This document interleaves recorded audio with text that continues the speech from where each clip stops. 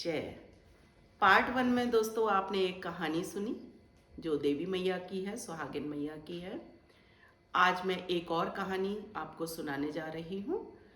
ये 2 कहानियों से ही जोड़ा बनता है और हमेशा मैं जब भी सुहागिनों में जाती हूँ तो फिर मैं यही दोनों कहानियाँ वहाँ पर सुनाती हूँ। आप भी सुनिए।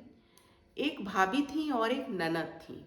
तो जो भाभी थी वो बहुत ही अमीर थी, उनके पास बहुत पैसा रुपया था, लेकिन ननद थी वो गरीब थी।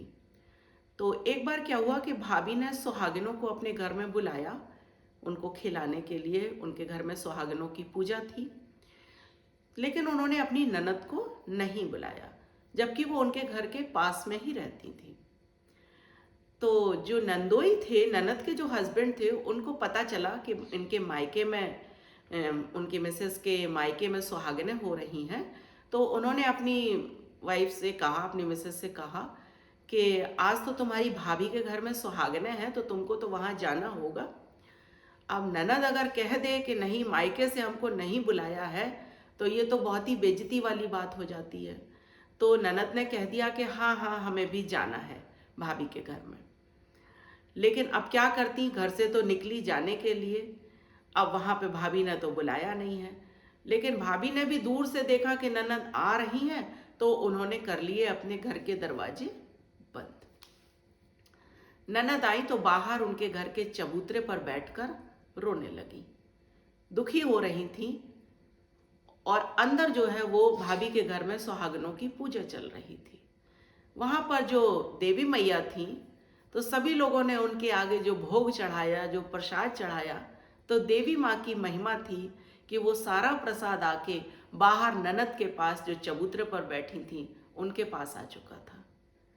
और ननद ने बाहर बैठकर ही सुहागिनें खाई थी, वहीं पर भोग लगाया था। और उसके बाद में ननद वहाँ से अपने घर वापस आ गई। उनके पति ने पूछा कि हो आई भाभी के घर, सुहागिन खाए आई?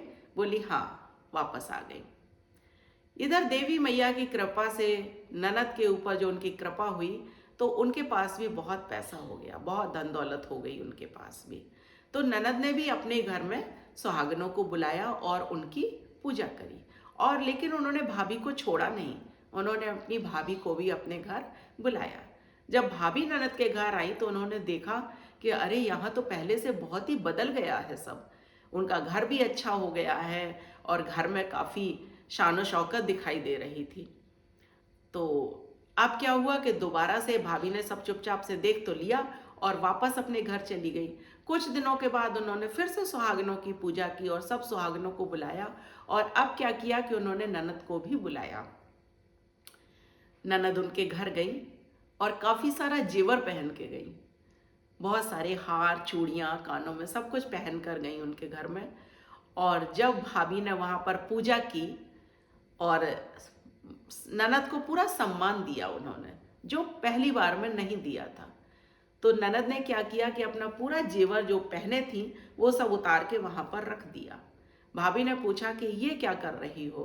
तो वो बोलती हैं कि नहीं, इन्हीं की वजह से आज हमारा सम्मान हो रहा है, क्योंकि जब हमारे पास ये सब नहीं था तो आपने हमको अपने घर बुलाया भी नहीं था। और आज हमारे पास जब ये जेवर, धन दौलत सब हो गई है, तो आप फिर इनका, तो इसलिए आप मेरा सम्मान मत करिए, आप इन्हीं का सम्मान करिए। और अब जो भाभी थी उनको अपनी गलती का एहसास हुआ। उन्होंने ननद से हाथ जोड़कर माफ़ी मांगी।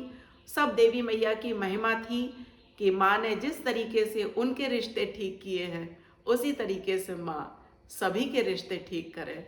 तो बोलिए सुहागिन मैया की जय और माता रानी की जय।